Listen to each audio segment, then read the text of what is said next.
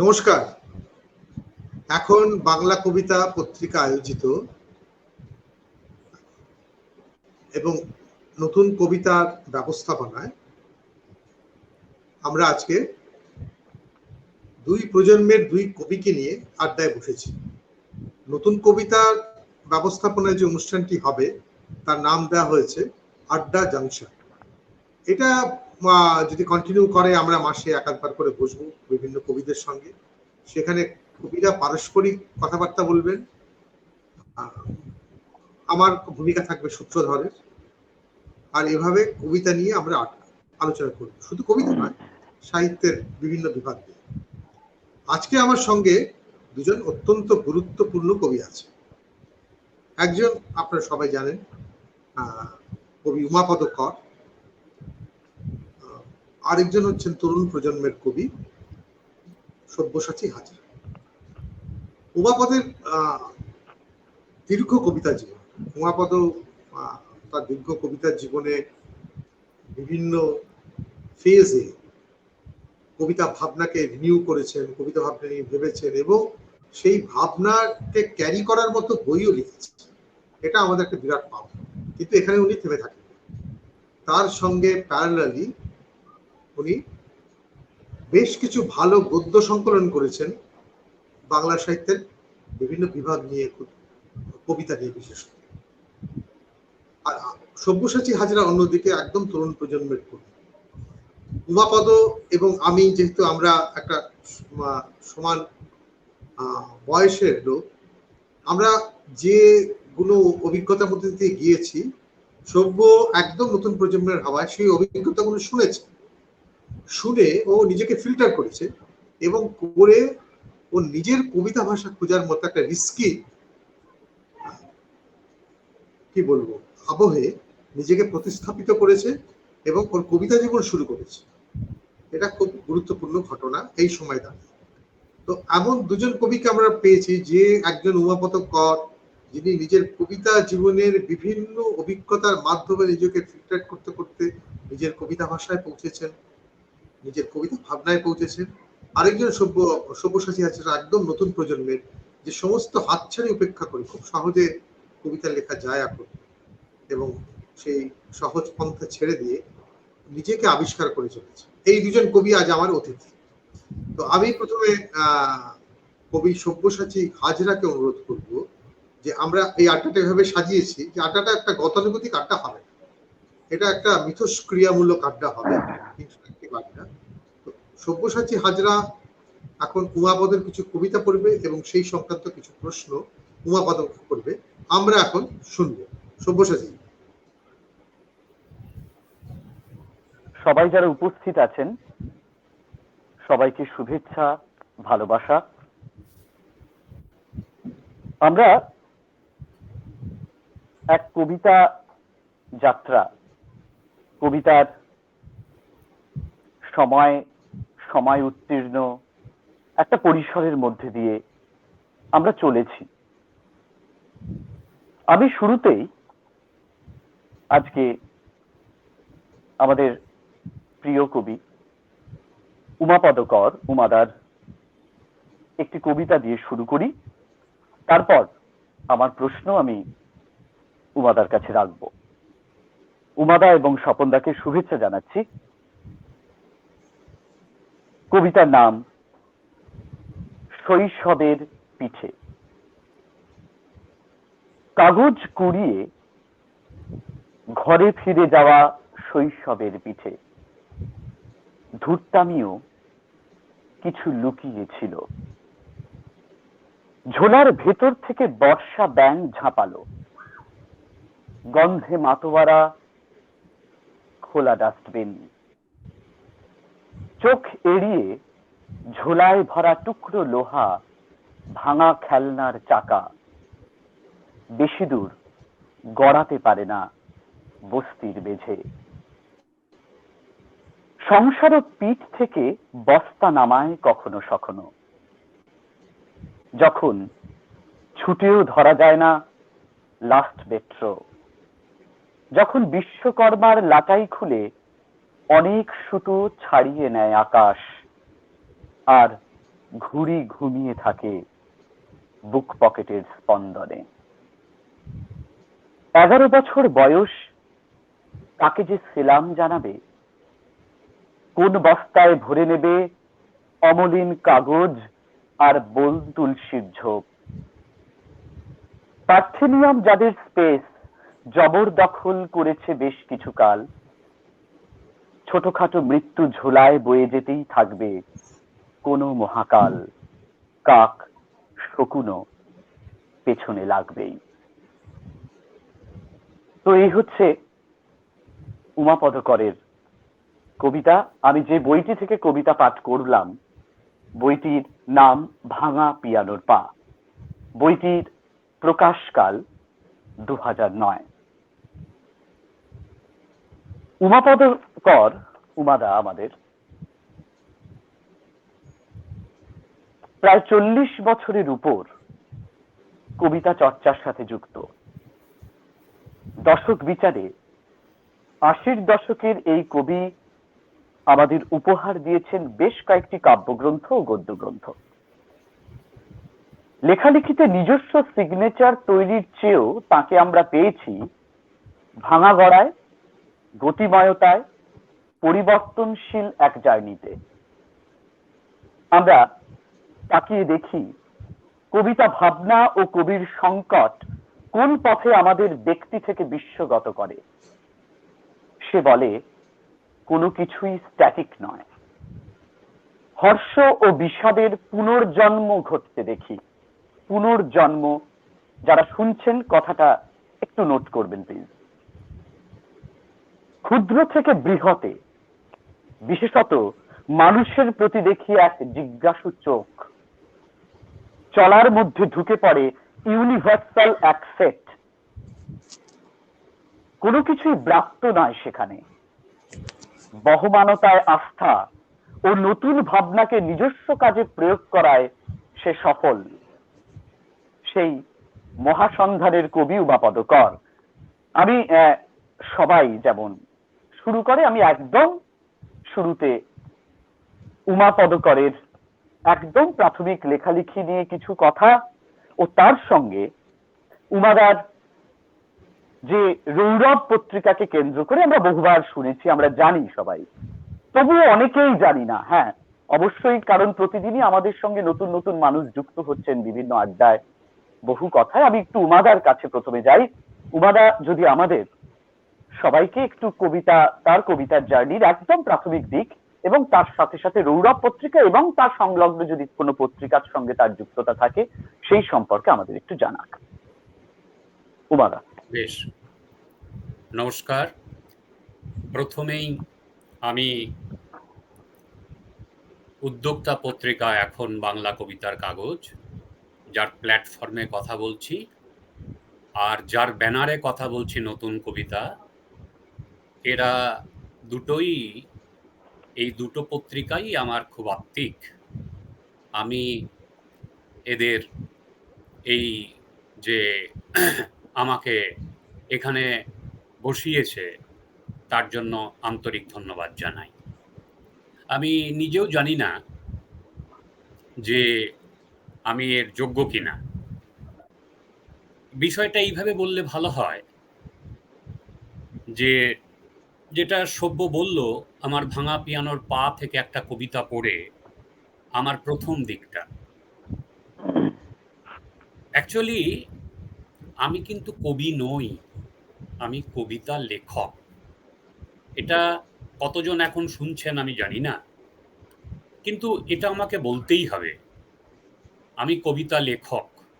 এক একটা প্রজন্মে খুব বেশি কবি আসেন না। আমার শ্লাঘা এই যে আমার বন্ধুরা অনেকেই কবি, মেজর কবি। আমি কবি নই, কবিতা লেখক। অ্যাকচুয়ালি ঘসেটি বেগম, এটা আমি নিজেকে বলছি, মানে ঘষতে ঘষতে বেগম হয়ে যাওয়া। কেউ হয়তো বা অতি আহ্লাদে আমাকে উমা পিসি বলেও ডাকে, সে ডাকুক।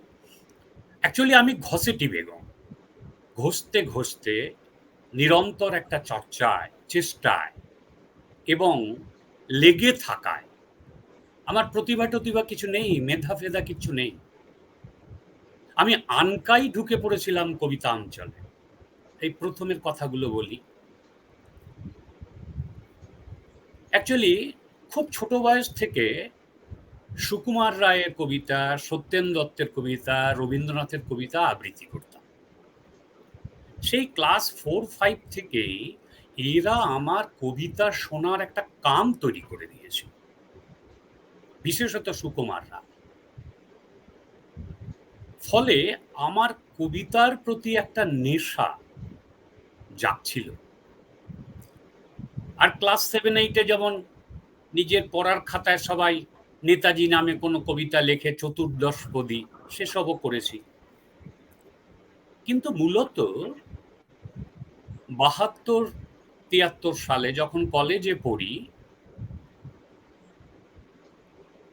তখন আমার সঙ্গে একই সঙ্গে পদার্থবিদ্যায় পড়তো জমিল সৈয়দ। 17 বছর বয়সে সে দেশ পত্রিকায় লিখত, খুবই ভালো লিখত। সে আমার বন্ধু হয় এবং আমরা আত্মিকতায় জড়িয়ে পড়ি।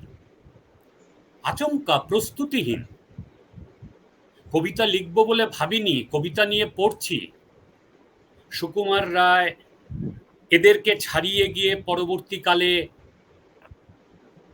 যুবনাথ হোক বা সুভাষ মুখার্জি হোক বা শঙ্খ ঘোষ হোক, শক্তি সুনীল হোক, এদেরকে আবৃত্তি করতাম। সুকান্ত নজরুলকে আবৃত্তি করতাম। করতে করতে কবিতা পড়ার নেশাটা আমার বাড়তে থাকে। একই সঙ্গে আমি এক্সটেম্পো করতাম, বিতর্ক করতাম। প্রচুর প্রাইজ পেয়েছি জীবনে এবং ম্যাক্সিমাম পেতাম হচ্ছে কবিতার বই। ফলত আমার একটা ছোটখাটো লাইব্রেরিও হল। কিন্তু ওই পড়া পর্যন্ত তাকে কতটুকু অনুধাবন করতে পারতাম আমি জানি না। হাওয়েভার, কলেজে যখন উঠি তখন জমিলের সঙ্গে আনকাই, প্রস্তুতিহীন, জমিল কিন্তু প্রস্তুতি নিয়ে এসেছিল, আমরা শ্রাবস্তি নামে একটা কবিতা পত্রিকা বার করে ফেলি। 3-4 বছর চলেছিল, তারপর তার অপমৃত্যু ঘটে। সেখানে আমি লিখতাম। এছাড়াও কর্ণ সুবর্ণতে লিখেছি, ভীষ্মতে লিখেছি, মুর্শিদাবাদের কিছু পত্রিকায় লিখেছি। কিন্তু লিখতে গিয়ে দেখলাম আমি আমার কবিতাটা লিখতে পারছি না। আমি যা লিখছি তা হয়ে যাচ্ছে পূর্বজদের কবিতার কপি না হলেও অত্যন্ত প্রভাবযুক্ত। তখন আমি কবিতা লেখা বন্ধ করি। প্রায় 4.5 বছর 5 বছর আমি কোনো কবিতা লিখিনি।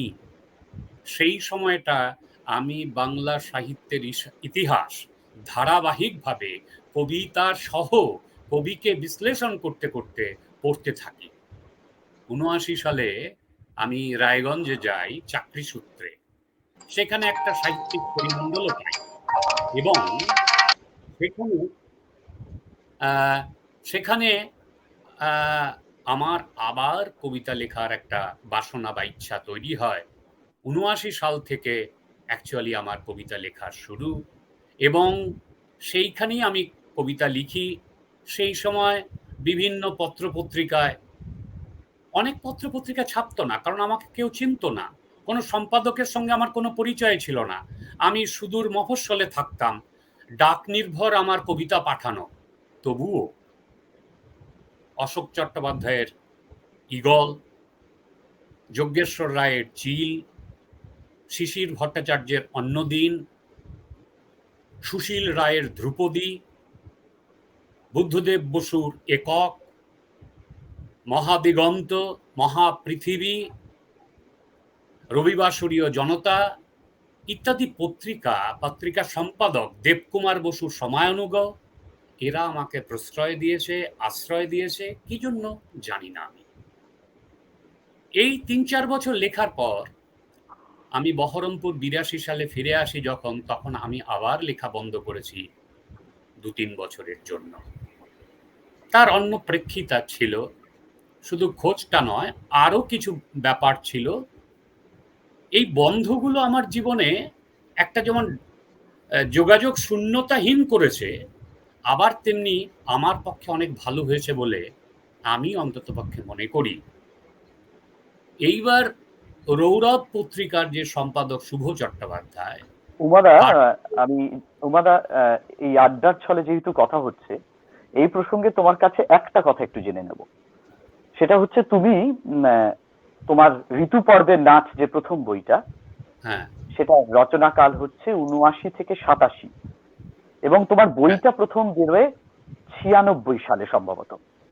হ্যাঁ তাহলে এই বারবার কি লেখা বন্ধ হয়ে যাওয়াটাই কি এই প্রকাশ, এতটা সময় ধরে লেখা এবং প্রকাশের মধ্যেই একটা বড় গ্যাপ?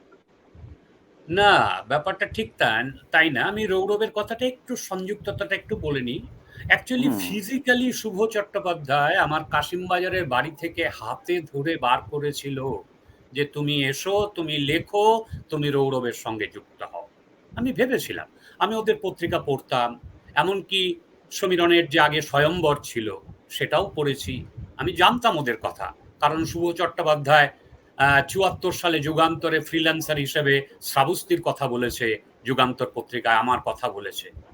তো যাই হোক, আমি রৌরবের সঙ্গে কোনো না কোনোভাবে যুক্ত হয়ে গেলাম। এই যুক্ত হয়ে যাওয়ার পর থেকে আমি ১-৮ বছর বাদ দিলে নিরবিচ্ছিন্নভাবে লিখেছি। আর বই প্রকাশের ব্যাপারটা হচ্ছে ৭৯ সাল থেকে আমার যা কবিতা জড়ো হয়েছিল, প্রকাশিত কবিতা, তাতে অনেক আগেই একটা বই বেরিয়ে যেতে পারত। কিন্তু আমার মনে হতো কি এমন লিখেছি যে একটা বই করার দরকার আছে। আমার কোনো তাড়া ছিল না, তাড়া ছিল আমার বন্ধুদের, শুভর, সমীরণের, শান্তিময়ের, নাসেরের। ওরাই পরিকল্পনা করে, এবং আমি একটা ম্যানাস্ক্রিপ্ট তৈরি করি যেটা ওরাই শুদ্ধিকরণ করে কবিতা পাক্ষিককে দিয়ে ৯৬ সালের ডিসেম্বর মাসে সেটা বার করে। আমার কোনো তাড়া ছিল না। ইনফ্যাক্ট আমি মনে করে উঠতে পারিনি যে আমি তেমন কিছু একটা লিখে ফেলেছি যেটা একটা বই আকারে। কিন্তু সমীরণ বিশেষত এত পিছনে লেগেছিল যে একটা সংকলন করা দরকার, এটা করুক। এই হচ্ছে ব্যাপার। এই তাড়া না থাকাটাই মেন ব্যাপার।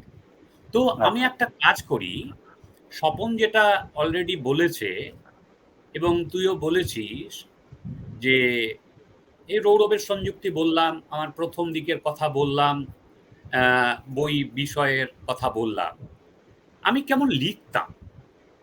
এটা যেহেতু এই বইগুলো আর পাওয়া যায় না, যাবেও না, তো সেই হেতু আমি একটা দুটো কবিতা পড়ি, যেখান থেকে হ্যাঁ, হ্যাঁ, এই যে ব্যাপারটা, স্বপনও বলেছে যে একটু মাঝে মধ্যে কবিতা হয় যেন, শুধু কথা নয়।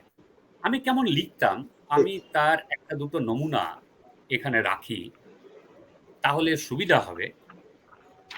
আমার একদম। ঋতুপর্বের নাচ, এটার ৭৯ থেকে ৮৭ সাল পর্যন্ত হচ্ছে রচনাকাল, ৯৬ বেরিয়েছিল।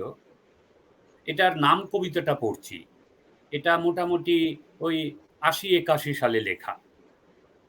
ঋতুপর্বের নাচ। যারা গান গাইতে এসেছিল তারা প্রত্যেকেই আবৃত্তি করে গেল। আবৃত্তিকারেরা দলবদ্ধভাবে ঋতুপর্বের নাচ নেচে গেল।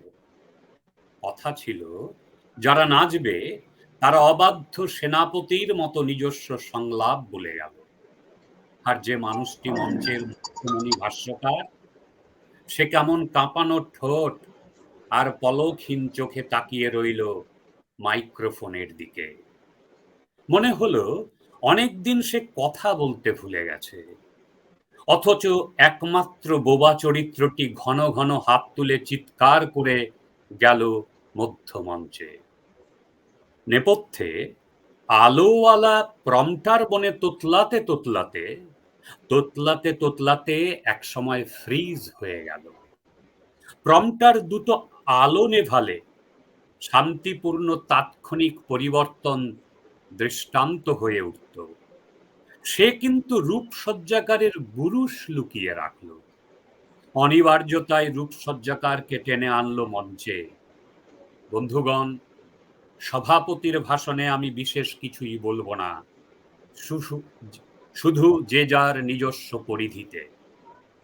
অসম্ভব রাগী বদখেয়ালে দর্শকেরা যারা ভেবে এসেছিল পান থেকে চুন কিছুটা খসলেই ইট, পোড়া কাঠ আর ঠান্ডা সোডার বোতলে মঞ্চে বানিয়ে দেবে একটা ছোট নাগপুরের পাহাড়, তারা কেমন প্রশংসায় হাততালি আর চকচকে সাদা দাঁতে উৎফুল্ল হয়ে উঠল। ছুড়ে দিল অসংখ্য ফুল আর রং বেরঙের জামা। বাহ, এই বই থেকে আমি আর একটা কবিতা পড়ছি, এটার নাম হচ্ছে মাটির পুতুল। এটা ওই 82-83 সাল নাগাদ লেখা। যে চলে যায় আমি তার পায়ের দিকে তাকিয়ে থাকি, যে ফিরে আসে তারও।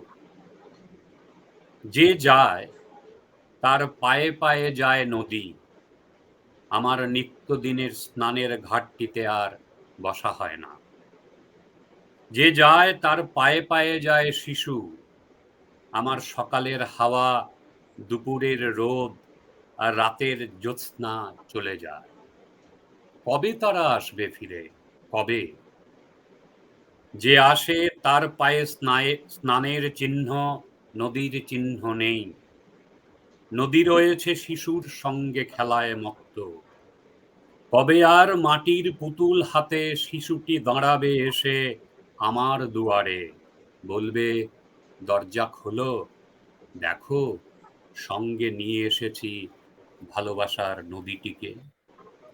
এইরকম হওয়া না হওয়ার বাহ। মধ্যে লেখালেখি আর কি। স্বপনকে বলছি এবার। বেশ, আমরা একটা মানে উমাপদের কবিতা জীবনে প্রাথমিক অংশটুকু শুনলাম। এরপরে আমরা আরো ভেতরে যাব, কারণ এটা দীর্ঘ জীবন এবং ওর কবিতা বিভিন্ন সময় বিভিন্ন জায়গায় বাঁকিয়েছে। যতই ও বিনয় করে বলুক যে আমি কবি নই, কিন্তু উমাপদর কবিতার স্বাক্ষর তাচ্ছল্যমান, সবাই আমরা পড়ি, জানি।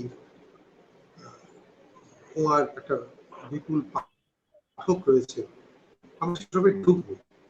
তার আগে আমি একদম বলে না একটা প্রজন্মগত জেনারেশন গ্যাপ, সেই গ্যাপটাকে লাফ দিয়ে পেরিয়ে আমি একদম নবীন প্রজন্মের সব্যসাচীর কাছে যাচ্ছি। সব্যসাচী হাজরা, যে দেব জীবনকেত নামে ফেসবুকে রয়েছে।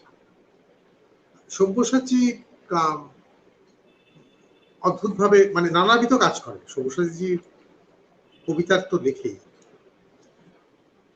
পেশায় একজন শিক্ষক, কিন্তু সব্যসাচীর মধ্যে ওর বেড়ে ওঠার মধ্যে সবসময় একটা অ্যাডভেঞ্চার রয়েছে, মানে কাজের মধ্যে।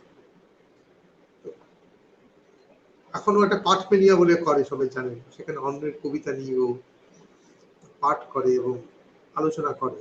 এটা খুব, ওর মতো বয়সে এসে এই ধরনের কাজ করা, এই পরিশ্রমটা করা, এটা ভাবা যায় না। এটা সভ্য করে চলেছে।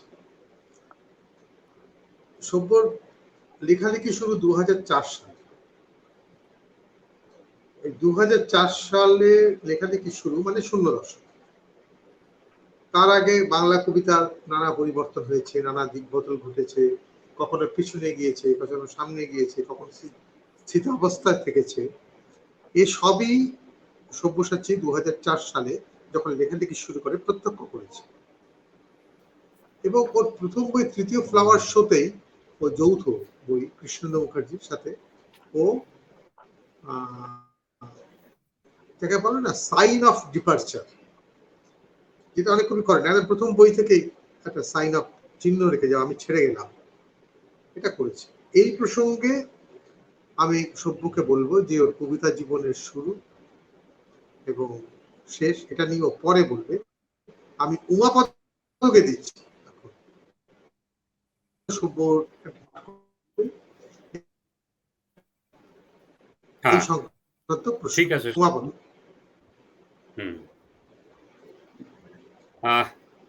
অ্যাকচুয়ালি আমার সঙ্গে সব্যর পরিচয় হচ্ছে পসিবিলিটি টিসি বিলিভ দিয়ে। নামটা দেখুন, পসিবিলিটি সম্ভাবনা, আর টিসি বিলিভ কোনো অর্থবোধক কোনো শব্দ নয়, ওটার উল্টে দেওয়া। এটা 2011-12 সাল হবে, আমি পড়ে বিস্ময়ান্বিত হয়েছিলাম। এই বয়সে এমনও কেউ লিখতে পারে, ঘাতে অভিঘাতে যা কর্তনক্ষম, আর একটা ছাপ ফেলে যাওয়া ধ্বনিময়তা। পড়ে আমি ওকে একটা চিঠিও লিখেছিলাম। আমি আরো অবাক হয়েছিলাম এই কারণে যে আমরা যারা অনেকে এই কাজগুলো অনেক দিন ধরে করে আসার চেষ্টা করছি, সে এত অল্প বয়সে এটা করে ফেললো কি করে। এবং এর থেকেই আমার মনে একটা সন্দেহ হয়েছিল, একদম সত্যি কথা বলছি, সন্দেহ হয়েছিল যে তবে কি তাহলে কি ভেতরে কোনো একটা প্রবল প্রভাব, যা সবার থাকে প্রথম জীবনে। পরে আমি খুব ভালো করে খুঁটিয়ে পড়ে এই সন্দেহের নিরসন করেছিলাম। তার প্রথম যে দুখানা বই বেরিয়েছিল, অর্থাৎ তার প্রথম পর্বের যে সাধনা, যে যৌথ সাধনা এবং একক সাধনা, আমি অবাক হয়েছিলাম। সন্দেহ করে প্রশ্ন তুলে কাউকে যদি গ্রহণ করা হয়, তাহলে তার থেকে বড় আত্মশ্লাঘা আর কিছু হতে পারে না। আমি কাউকে প্রশ্ন করলাম না, আমি কোনো সন্দেহ করলাম না, আমি শুধু হ্যাঁ হ্যাঁ করে ভালো বলে গেলাম, এটা কোনো আমি আমার মতে ভালো লক্ষণ বলে মনে করি না। আমি যাকেই ভালো বলার চেষ্টা করি না কেন, আমি চেষ্টা করি তার ইন অ্যান্ড আউটকে জেনে ভালো বলা। এবং আমি এই জায়গাটা থেকে সব্যসাচীকে একটা খাঁটি সোনার মতো দেখতে পেয়েছি এবং বুঝতে পেরেছি সব্যসাচী হাজরায়। তাই এইরকম কাউকে পড়লে, কাউকে জানলে স্বাভাবিকভাবেই তার সঙ্গে একটা আত্মিক বন্ধন তৈরি হয়ে যায়। স্বপন বলল যে দশক বিচারে ও শূন্য দশকের অন্তিম পর্বে তার কাব্যগ্রন্থগুলো বেরিয়েছে, যেমন 2010-এ তৃতীয় ফ্লাওয়ার শো, আর ওভানে হচ্ছে 2011। এই যে কবিতা যাত্রার সূচনা পর্ব তোর, এই যে কিছুটা সময় অর্কুট পর্বে ছিলি, বাক পর্বে ছিলি, এবং এই যে ন্যাড়া বাঁধা, এটা কিন্তু গুরুকুলে ন্যাড়া বাঁধা নয়, নিজেই নিজের কাছে ন্যাড়া বাঁধা। এই অবস্থানটাকে যদি তুই একটু তোর মুখ দিয়ে বলিস এবং একটা সেই সময়কার কবিতা পড়ে শোনাস, তাহলে খুব আমার ভালো লাগবে। বল সব্যসাচী। আচ্ছা উমাদা, সব্য এক মিনিট, কিছু অতিথি এসছেন, আমি রাত্রে একটু স্বাগত জানিয়ে নিই। সমীর বিশ্বাস শুভ সন্ধ্যা জানিয়েছেন, আশিস গোস্বামী দেখছি, রুনা আছে শুভ সন্ধ্যা জানিয়েছে, প্রভাত মুখার্জি শুভ সন্ধ্যা জানিয়েছে, ঘষতে ঘষতে দারুণ, এবং রুনাও তাই বলেছে, ঘষেটি বেগম ঘষতে ঘষতে বেগম, হা হা ভালো বলেছে উমাদা। এখন বাংলা কবিতা কাগজ, অতনু বন্দ্যোপাধ্যায় শুভ সন্ধ্যা। নতুন কবিতার এই আয়োজনের জন্য উমামতদা আর সব্যসাচীকে আমাদের অনেক ভালোবাসা আর শুভেচ্ছা। আড্ডা চলুক এইবার। কৌশিক চক্রবর্তী আছে, শুভেচ্ছা জানিয়েছে, সঙ্গে আছে লিখেছে জয়শীলা বহুবাচ্চী আছে, খুব ভালো লাগছে শুনতে। মিতা বিশ্বাস শুভ সন্ধ্যা জানিয়েছে, অপূর্ব প্রশ্ন করব। প্রণব দে আছেন এবং শুভেচ্ছা জানিয়েছেন তিনজনকেই। প্রভাত মুখার্জি আছেন, বিদেশি শব্দের কুমার কবিতা শুনে খোলাখুলি বাহার উমা দারুণ ইন্টারেস্টিং, এবং সবাইকে শুভেচ্ছা জানিয়েছেন প্রভাত। রুনা লিখেছে আহা দারুণ কবিতা উমাদা, আমার কথা কেটে যাচ্ছে লিখেছে প্রভাত মুখার্জি, আমি জানি না, হতে পারে। প্রদীপ চক্রবর্তী লিখেছে এলাম শুনছি ভালো লাগছে, তিন কবিকে অভিনন্দন। প্রভাত মুখার্জি আবার লিখছেন সব্যসাচী ভালো আলোচনা। নিতা বিশ্বাস লিখছেন পুরোপুরি শূন্য দশকের কবি সব্যসাচী। এই সব কমেন্ট আমি পড়লাম, আমি সবাই যারা কমেন্ট করলেন তাদের নতুন কবিতার পক্ষ থেকে আমি ধন্যবাদ জানাচ্ছি। এবার আমরা সব্যসাচীর কাছে যাবো। সব্যসাচী প্লিজ। সবাইকে ধন্যবাদ, ভালোবাসা। উমাদা, স্বপনদা এরা আমাকে একটু বেশি ভালোবাসে, তাই শুরুতেই অনেক কথা বলে দিয়েছে। আমি দু চার কথা বলি। কবিতা যে লেখে তাকে কবিতার লেখক না কবি বলবো, সে নিয়ে যতই নিজের মধ্যে সন্দিহান থাকুক উমাদাকে আমরা কবি হিসেবেই দেখি এবং উমাদার লেখা প্রচন্ড ভালোবাসি, পছন্দ করি। আমার লেখালেখির শুরু 2004 সচেতনভাবে লেখালেখি শুরু ওই সময়। তার আগে যেমন বাকিদের হয়, আমারও তেমন। একদম শুরুতে একদম নিজস্ব ডায়েরি বা খাতাতে কবিতা লেখা। 2004 সালে তখন খুব স্বাভাবিকভাবেই আমি ইঞ্জিনিয়ারিং কলেজের ছাত্র, বিজ্ঞান মাধ্যম। আমাদের সময়ে তখন অর্কুট ছিল, যে প্ল্যাটফর্মটা ছিল অর্কুট। সেই অর্কুটে আমরা যেমন বন্ধুরা যুক্ত হয় বিভিন্ন সোশ্যাল নেটওয়ার্কে, তেমনই আমরা অর্কুটে যুক্ত হয়েছিলাম এবং যা লিখছি সেটা হয়তো কোথাও প্রকাশ করা বা কোথাও একটা দেওয়া, সে নানা রকম কমিউনিটি থাকে, ওখানে আমরা দিতাম। এবং সেই সূত্রে আর কি, ওই কমিউনিটির সূত্রে আমার সঙ্গে আমাদের বাড়ি চেতলা, এবং আমার যে বন্ধুর সঙ্গে আমার যোগাযোগ হয় তার বাড়ি বেহালা, কৃষ্ণেন্দু মুখার্জি এবং আমরা যুক্ত হই অর্কুট মাধ্যমে। এবং কাছাকাছি বাড়ি হওয়াতে আমাদের মধ্যে হয়তো বন্ধুত্বের কিছু কমন ফ্যাক্টর ছিল, যেগুলোর জন্য আমরা যুক্ত হই এবং দুজনের মধ্যে লেখালেখি বা আমরা যা লিখছি সেই নিয়ে একদম প্রাথমিক কথোপকথন হতে থাকে। আস্তে আস্তে সেটা ঘনত্ব বাড়ে এবং আমরা পরস্পরের বাড়ি যাতায়াত করি। নিজস্ব বা নিজেদের মতন করে আমরা আমাদের যে পাঠরেখা সেটা তৈরি করি।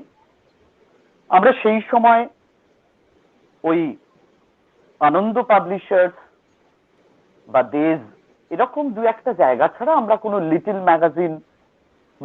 ম্যাগাজিনে যে সমস্ত কাজগুলো হচ্ছে ব্যতিক্রমী অন্যরকম কাজ, তার সঙ্গে আমরা কেউই পরিচিত ছিলাম, আমি এবং কৃষ্ণেন্দু কেউই নই। ফলে আমাদের পাঠরেখাটা তৈরি হয়েছে যে খুব পরিচিত কিছু নাম দিয়েই এবং তাদের কবিতা পড়েই। কিন্তু তাতে সুবিধা হয়েছিল একটা, যে আমরা যখনই কোনো কবিতা লিখতাম সেটা বিভিন্ন পর্বে, সেটা ছন্দের কবিতা হোক বা মানে ছন্দ বলতে আমরা প্রথাগত ছন্দের কথা বলছি, তার কবিতা হোক, বা আমরা নিজস্ব যে চিন্তা ভাবনা থেকে যে এখন অনিন্দদা যে অবয়ব কবিতার কয়েনেজের কথা বলে সেই অবয়ব কবিতা হোক, বা তবলার তালে কোনো কবিতার শব্দকে ব্যবহার করে তবলার কোনো সেই তালকে বা রিদিমকে ব্যবহার করে কবিতা লেখা হোক, এই সমস্ত পিরিয়ড বা মক্সের মধ্যে আমরা ছিলাম। সেই জায়গা থেকেই আমাদের মধ্যে নিজেদের মধ্যে একটা অনুসন্ধান শুরু হয়েছিল। আমরা কিন্তু তখনও কাউকে চিনি না, এবং আমরা যখন কোনো কবিতা লিখে ওই কমিউনিটি গুলোতে দিতাম, খুব স্বাভাবিকভাবেই বেশ কিছু বন্ধু বান্ধব বা পরিচিত মানুষরা তারা নানা রকম ভাবেই তাদের ভালোবাসা, শুভেচ্ছা এবং অনেকটা ভালো লাগার কথা জানাতো। কিন্তু তাও আমরা নিজেদেরকে প্রশ্ন করতাম, নিজেদের থেকেই নিজেদেরকে জানতে চাইতাম, এবং কেউ যদি কখনো বলতো যে তোমার লেখাটা অমুকের মতো হয়েছে, আমরা সেই লেখাকে রিজেক্ট করতাম। কেন রিজেক্ট করতাম সেই চিন্তা ভাবনাটাও আমাদের মাথার মধ্যে ভীষণভাবে মানে আমরা বুঝে নেওয়ার চেষ্টা করতাম যে আমরা কেন রিজেক্ট করছি, কোন কবিতার কোন ভাষাকে আমি রিজেক্ট করছি। এই যে এই বিষয়গুলো থেকেই আমরা একটা কথা আমাদের মধ্যে খুব পরিষ্কারভাবে আমরা নিজেদের মধ্যে বলার বা আলোচনা করার চেষ্টা করতাম যে কোনোদিনও যদি আমরা কবিতা লিখি বা কোনোদিনও যদি আমাদের বই প্রকাশিত হয়, তাহলে কোনো একজন হলেও পাঠক সেই বই কেন সংগ্রহ করে পড়বেন, এই প্রশ্নটা আমাদের মধ্যে ছিল।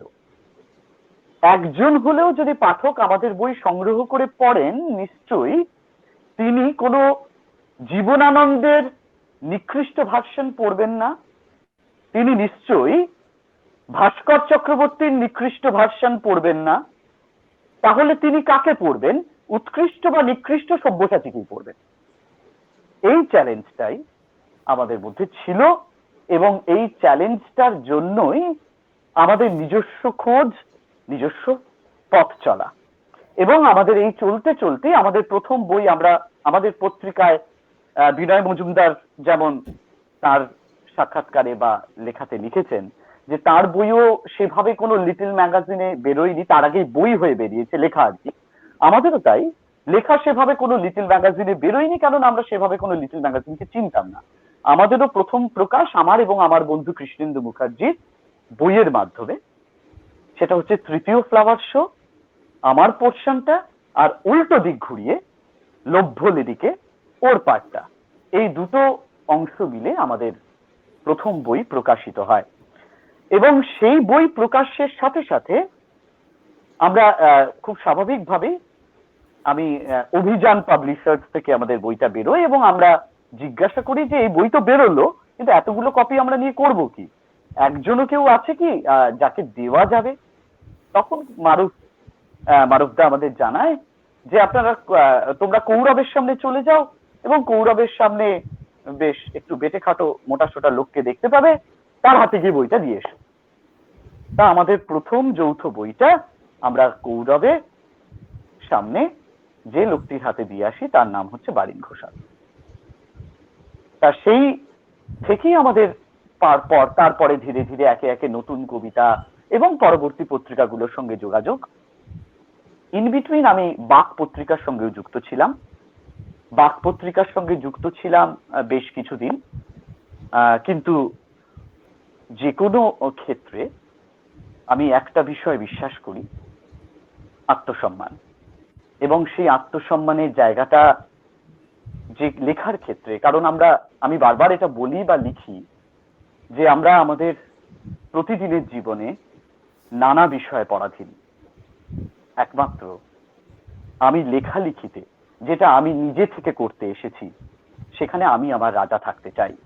এবং সেই সূত্রে আমি বাক পত্রিকার সঙ্গে যুক্ততা এবং সেখান থেকে বেরিয়ে আসা এবং তার পরবর্তীকালে আমাদের প্রিয় কাগজ নতুন কবিতা, ভিন্নমুখ এবং আমাদের কুরুক্ষেত্র পত্রিকা, আমার এবং প্রদীপ চক্রবর্তীর যৌথ সম্পাদনায়, সেই পত্রিকাগুলোর সঙ্গে যুক্ত হই। আর সবশেষে এই সবকিছুর মধ্যেও স্বপনদা বা উমাদা যেমন বলল, আমি নিজস্ব একটা চ্যানেল আমার ইউটিউবে রয়েছে, সেখানে বিভিন্ন কবির কবিতা পাঠ করে আমি আপলোড করি। এটা আমি খুব মজা পাই আর কি, মানে এটা আমার খুব ভীষণভাবে ভালো লাগার জায়গা। এই হচ্ছে প্রাথমিক পর্ব। তা আমি একটি কবিতা পড়ি। আমি উমাপদাকে বলছি যে সব্যর একটি কবিতা পাঠ করতে, তারপরে আমরা আলোচনা এগিয়ে নিয়ে যাব। আমরা এভাবে রাখছি যে কবি নিজের কবিতা পাঠ না করে। আচ্ছা, আমি খালি একটা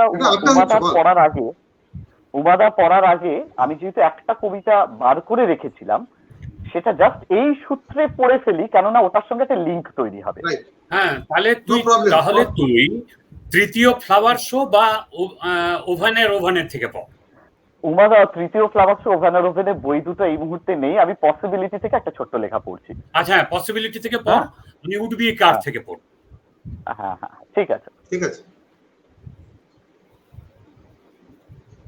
ফ র র, ফ র র, পিক পিক চিকম চিকমম, ফটফটির উল্লাস উময় হৌম আবেগে, হাঙরের মতো বহুতল নানাময়ী বিড়াল ধর্মে হ বর্ণে হ।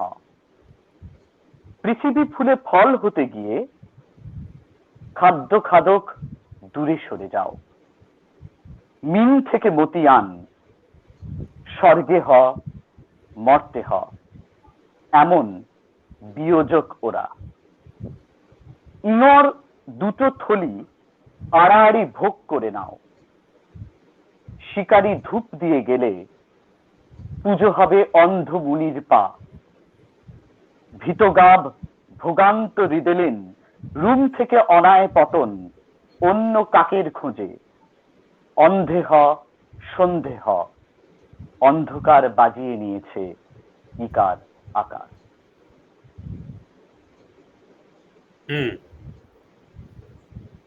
এই কবিতা থেকে আমি যদি সূত্রপাত করি কথার এবং ওর কবিতা পড়ি, তার আগে আমি দুটো কথা বলে নিই। শব্দের দুটো গুণ, একটা হচ্ছে তার ছবি তৈরি করার গুণ, আর একটা হচ্ছে তার ধ্বনি সৃষ্টির ক্ষমতা। আসলে ধ্বনি থেকেই শব্দের জন্ম। সেই ধ্বনিকে নিয়ে খেলতে খেলতে যে ধ্বনি সুষমা বা যে ধ্বনি সাম্রাজ্য তৈরি হয়, তাতে কবিতার শ্রাব্যতার দিকটা একটা উল্লেখযোগ্য মাত্রা পায়। এখন দেখার সেই মাত্রা বিশেষ কবিতা ভাবনাকে বয়ে নিয়ে যেতে পারে কিভাবে। অর্থাৎ কবিতা তো একটা ভাবনা।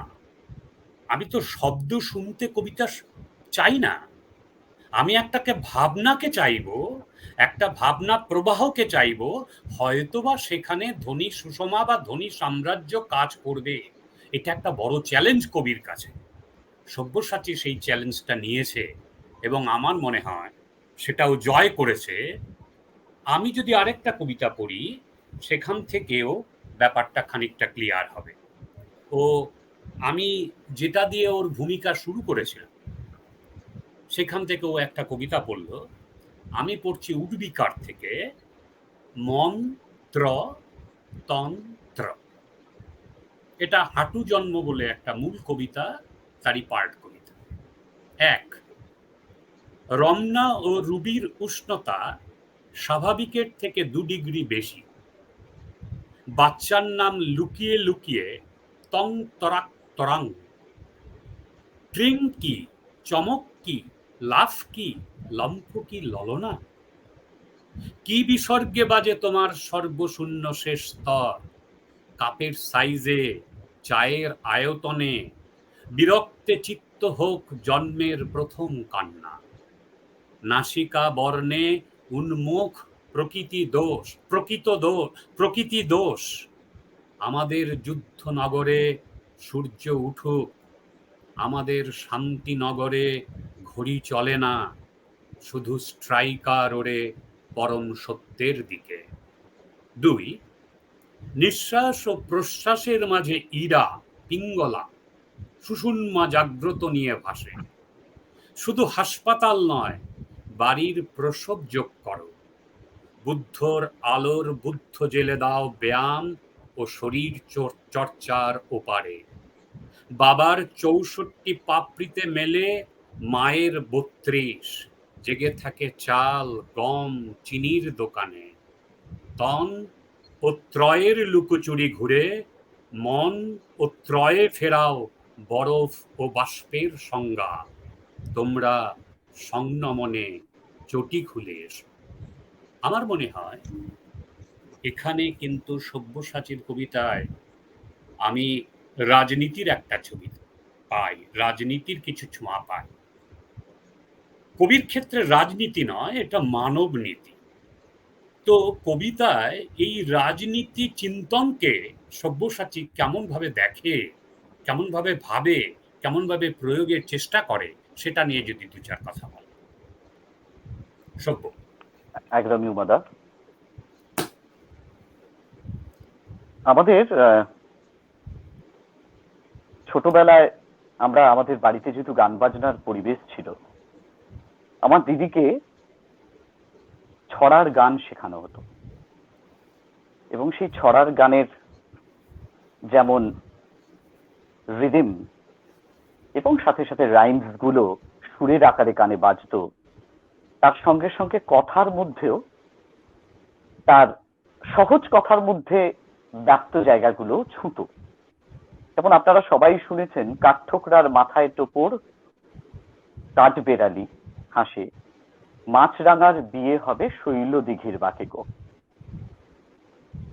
এই কাঠঠোকরার মাথায় টোপর কেন হতে পারে, আর সেটা দেখে কাঠবিড়ালি কেন হাসবে, সেই জায়গাটাও যেমন একটা চিন্তা ভাবনার জায়গা, একই রকম কাঠঠোকরা আর কাঠবিড়ালির ধ্বনিময়তাও তার মধ্যে লুকিয়ে রয়েছে। আসলে সমাজ, রাজনীতি, দর্শন যা কিছু আমরা প্রতিদিন নিয়ে চলেছি, সবকিছুই আমাদের যাপনের মধ্যে, আমাদের চলমানতার মধ্যে ঢুকবে, এটা খুব স্বাভাবিক। কারণ আমরা কেউই বিচ্ছিন্ন বা আইসোলেটেড অ্যানিমেল নই। বরং বলা যায়, আমাদের খুব পরিচিত কথা,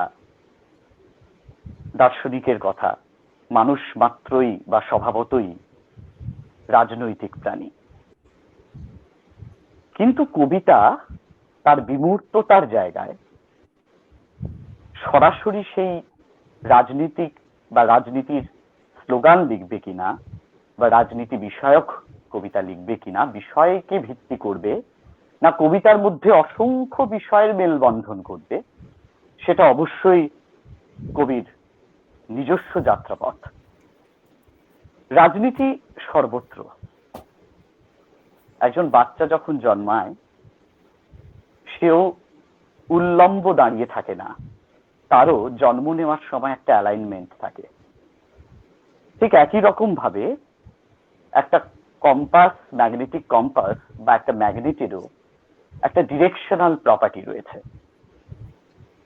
ফলে ভালো লাগা, মন্দ লাগা এবং সামাজিক ক্ষয় অবক্ষয়ের মধ্যে কোন কোন জায়গাগুলো কোথায় রাজনীতি নেই, এবং আজকে আমি আর উমাদা এই যে আড্ডা করছি, এর মধ্যেও কোনো রাজনীতি কেউ দেখতেই পারেন, সেটাও রাজনীতি হতে পারে। ফলে কবিতাতেও রাজনীতি আছে, সর্বত্রই রাজনীতি রয়েছে। সম্পর্কে, শিক্ষায়, চলাচলে, বিজ্ঞানে, কবিতায় আমরা তাকে টপকে বা তাকে বাদ দিয়ে যাই কি করে। ফলে খুব স্বাভাবিকভাবে রাজনীতির নানা পরিসর কবিতার মধ্যে আসে, এবং সেটা সচেতনভাবে এলেও সেটা যেন কোনো সরাসরি প্রয়োগের দিকে না যায়, সেই দিকে আমি সবসময় সচেতন থেকেছি। উমাদা যে দুটো কবিতা পড়লো, তাতেও অবশ্যই সেই বিষয়ের ইঙ্গিত রয়েছে, কিন্তু সেই ইঙ্গিতটুকুকে ধরা বা বোঝার জন্যও কোনো হয়তো পাঠক তার মতন করেই সেই সুতোটাকে ডিলেট করছেন, এটুকুই বলবো। আমরা অনুষ্ঠানের এখন শেষ পর্বে যাব।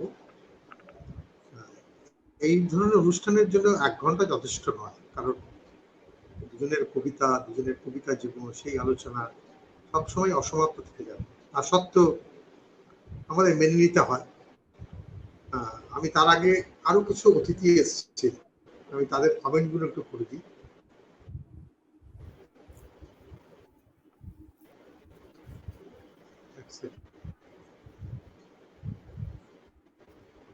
আশিস সরকার এসছে, শুভেচ্ছা জানিয়েছে, ভালো লাগছে বলেছে। সমীর ঘোষ দেরি হয়ে গেল আসতে, সমীরনের কিছু অডিও প্রবলেম হচ্ছে জানাচ্ছে। সুধীর রায় শুভ সন্ধ্যা জানিয়েছেন গুণীজনদের। চিত্তরঞ্জন হীরা, সভ্য ভালো বলেছ, ভালো লাগছে।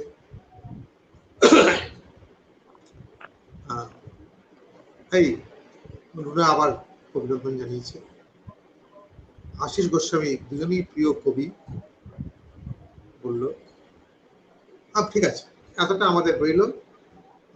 আমরা এবারে কবিতা পাঠে যাব, কারণ সময় সংক্ষিপ্ত। আরো অনেক প্রশ্ন পরে আরেকবার হবে, সব হবে।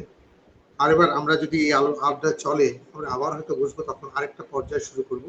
এখন আমি সভ্যকে অনুরোধ করব, সভ্য প্রথমে কবিতা পড়ুক এবং উমাপদ ওর কয়েকটি কবিতা পড়ে আমরা এই অনুষ্ঠানটা শেষ করি।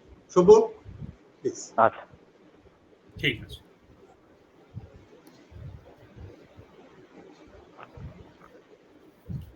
আমি প্রথমে এই ৯ আকাশ শূন্য বই থেকে একটি কবিতা পড়ছি।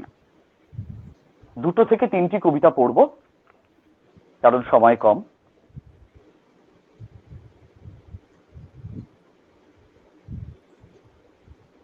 প্রথম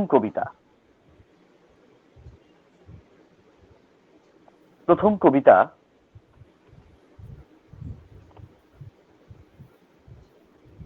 ভাষা এজ, ইশারা। কলার প্রতি ইঙ্গিত বদলাচ্ছে রুমি, রুমিকে মানুষ করছে কলার অভ্যাস বিকেল ছেড়ে ছেড়ে। যে কলামতে চাচা এসে দাঁড়ায়, সেখানেই গোটা আকাশ অর্ধেক পাঠক ফেলে দিল।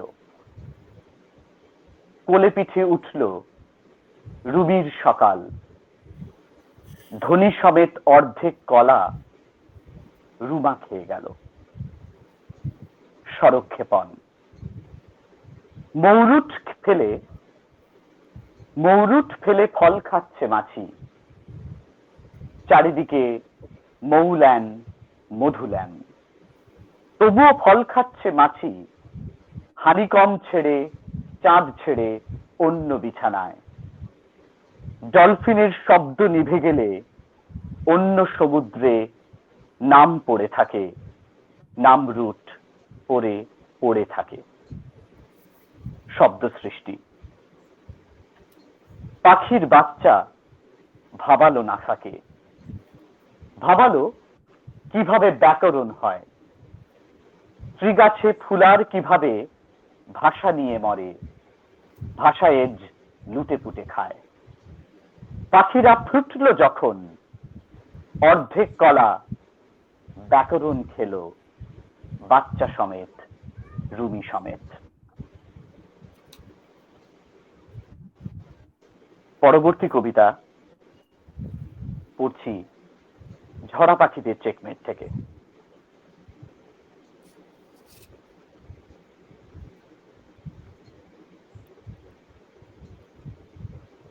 প্রথম কবিতাটাই পড়ি। কবিতার নাম মায়াডুব। সরস। বতুক।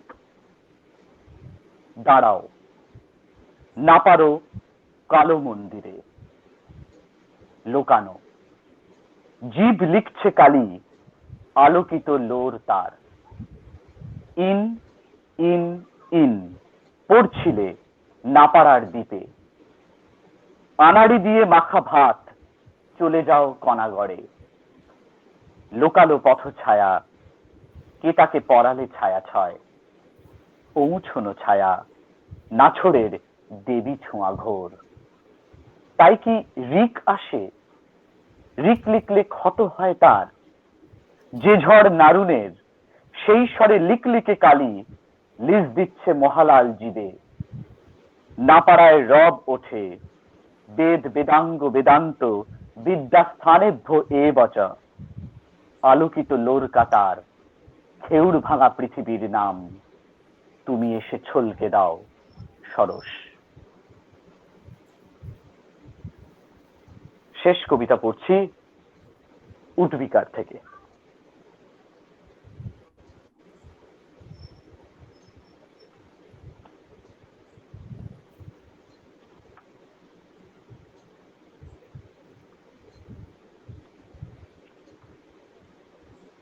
ক্রিংটন ১। নেপাল ভৌমিক চলেছেন পালনের রাস্তায়। যদিও দুপুর, একদল মেয়ে মাথা গলায় বিদ্যুতে। সমস্ত শব্দ সরকারি আওতায়। গৃহপালিত রিদিমে ক্রিংটন হাতে বাবু গান। পাখিটনে কি ধ্বনি বাজে। মহাশয় গ্রুপন খুলে দেখুন, আপনার হাতে গ্যালোপিং, আপনার বোতলে পাহাড় পরিচয়। 2 স্বার্থদা আর শিল্পদীর ডুয়েট গান টিকট্যাকটো। যাদের অটোমেটিক ছেলে হয় তারাই অটোম্যান মেয়েদের টমেটান করে, তারাই রেকর্ড কেনে ট্যাকটিকটো। 3 অবাধ ডার্বি দেখেছি নতুন কবিতাও, লিনতাপ আতশ বাজিরাও। মামুনি হোঁচট খেয়েছে মামুতে ওইখানে।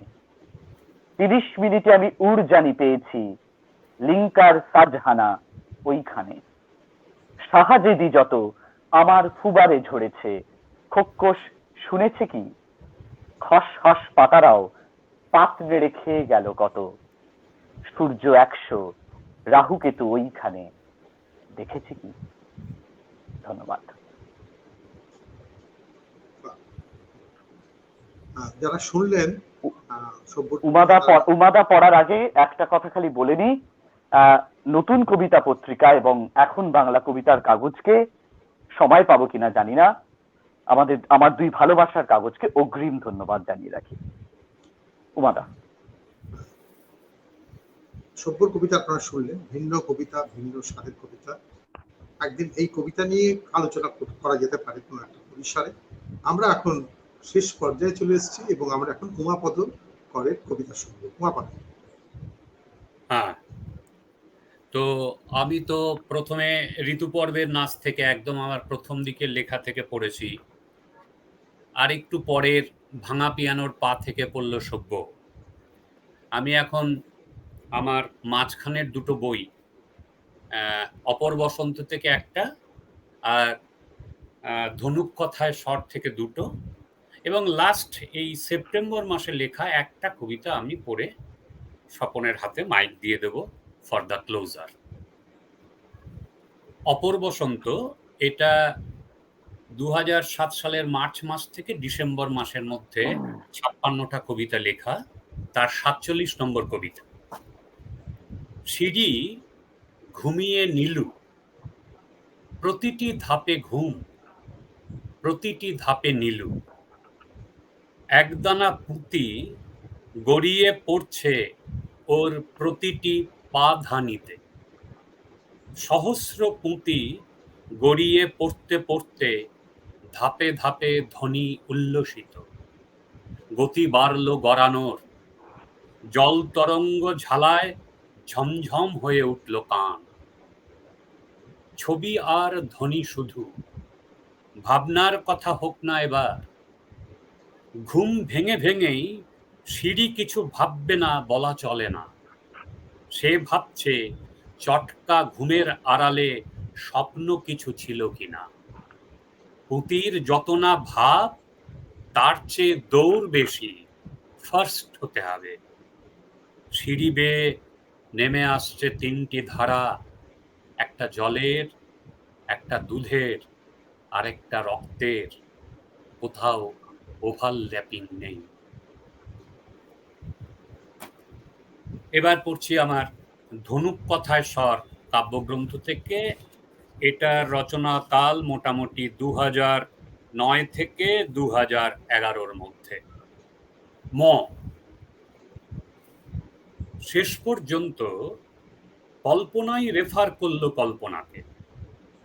দোলাচলের দুলুনিতে হাঁড়ি মুখ কালিঝুলি উড়িয়ে সাফসূত্র উনুনে বসে গুনগুন কলি। চাল ফেলে দে বিশ্বাস, এক সময় ফুটে ভাত কুসুম। কেন যে ভাতের কথাই আসে নষ্ট হয়ে যাওয়ার আগে, ভাত বুঝতে পারে না। ভ্যাপসা ঘেমে নে টক মুখ আমানি, রিকেটগুলোর কার্বন কপি দেশ মাটি। তোমাদের কাছের লোক, তোমাদের বড় ভালোবাসার ফিকিরবাজ। অর্ধেক নারী হতে হয়, অন্তত একবার পোয়াতি। প্রথম প্রথম প্রচুর ওয়াকে স্বপ্ন বমি ফিরিয়ে ফ্যাকাশে। নীল আকাশে ঝুমকো পাড়া চাঁদ, গুঁড়ো চাঁদনি আলো, আলো নেমে এসে জনি মুখ ভরে দেয় অজস্র জলকণা। রে রে ভূমিষ্ঠ, হই হই ভূমি বাচ্চা, হো হো আনন্দানী, মানুষের মায়ের মম করে উঠে মনস্ক মোয়েরা। এই বইয়েরই আরেকটা কবিতা, ছায়াপথের ছায়ায়।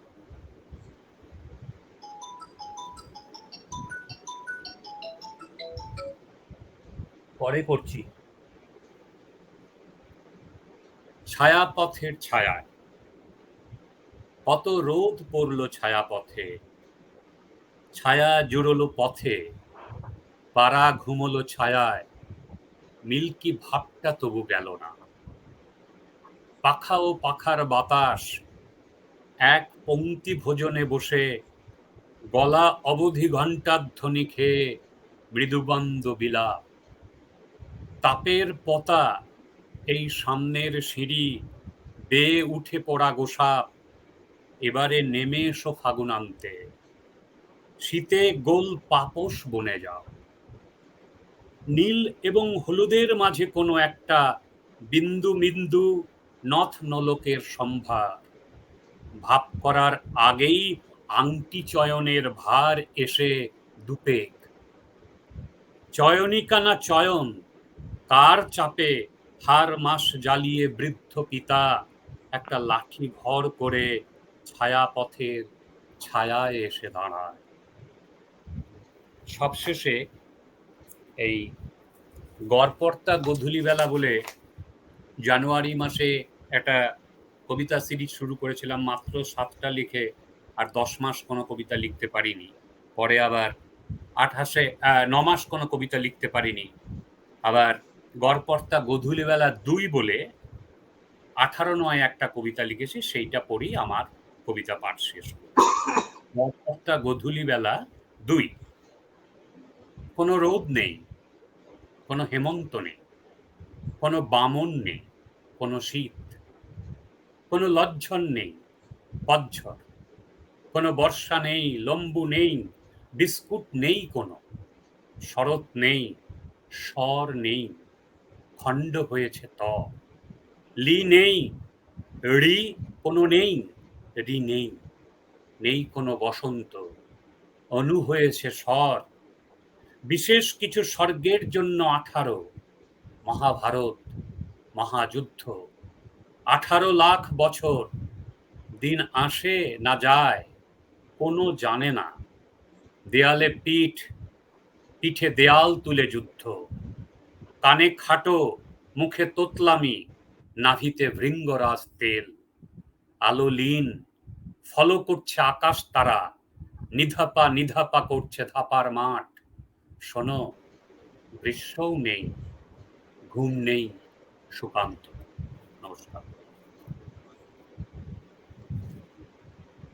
আমাদের অনুষ্ঠান 1 ঘন্টা পেরিয়ে গেছে, আরো অনেক কথা বলার ছিল, বিশেষত উমাপতের গদ্য নিয়ে, হলো না, পরে কখনো হবে আশা করি। কয়েকজন নতুন অতিথি এসছেন, তাদেরকে স্বাগত জানিয়ে আমি অনুষ্ঠানে শেষ করার দিকে এগোবো। যাদব দত্ত এসছেন, সজল সিনহা, দেবাশিস মুখোপাধ্যায় শুভেচ্ছা জানিয়েছে, ভালো লাগা জানিয়েছে সবাই। আমি নতুন কবিতা পত্রিকার প্রধান সম্পাদক রঞ্জন বন্দ্যোপাধ্যায়, রঞ্জন মৈত্র, তপন দাস এবং আমার পক্ষ থেকে 2 অংশগ্রহণকারী কবি উমাপদ কর এবং সব্যসাচীকে আন্তরিক ধন্যবাদ জানাচ্ছি। এখন বাংলা কবিতার কাগজ এবং তার সম্পাদক অতনু বন্দ্যোপাধ্যায়কে, এবং নেপথ্যে থাকা টেকনিক্যাল যে সমস্ত অ্যারেঞ্জমেন্ট করা যিনি করছেন সেই কবি রুনা বন্দ্যোপাধ্যায়কে। আশা করি আবার দেখা হবে খুব শিগগির। আপনারা সবাই কবিতায় থাকুন, সবাই ভালো থাকুন, সবাইকে শুভরাত্রি জানিয়ে আজকের মতো অনুষ্ঠান শেষ করছি। বিদায়। নমস্কার। নমস্কার, সবাই ভালো থাকুন।